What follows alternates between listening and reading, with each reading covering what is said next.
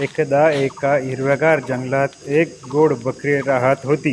ती रोज जंगलात फिरे आणि ताजे हिरवे गवत खात असे. एकदा त्या जंगलात एक चतुर कोल्हा आला. त्याला खूप भूक लागलेली होती आणि त्याने बकरीला बघितले आणि मनात विचार केला, आज मला खूप छान जेवण मिळणार. कोल्हा हसत हसत बकरीजवळ गेला आणि म्हणाला, अगं बकरीबाई, जंगलात खूप गोड फळे आहेत. माझ्यासोबत चल, मी तुला दाखवतो. बकरी थोडी शहाणी होती. तिला कोल्ह्याचा डाव समजला आणि ती म्हणाली, ठीक आहे, पण आधी आपण विहिरीजवळ जाऊया. तिथे पाणी पिऊया. दोघेही विहिरीजवळ गेले.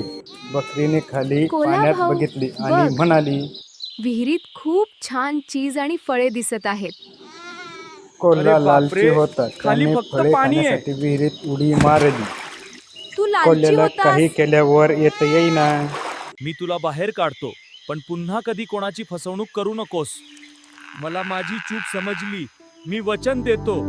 माफ कर बकरीबाई, मी पुढे कधीही कोणाला फसवणार नाही. कोल्ह्याला त्याची चूक कळली आणि दोघेही जंगलात निघून गेले. गोष्ट आवडली असेल तर चॅनलला लाईक, सबस्क्राईब आणि कमेंट जरूर करा.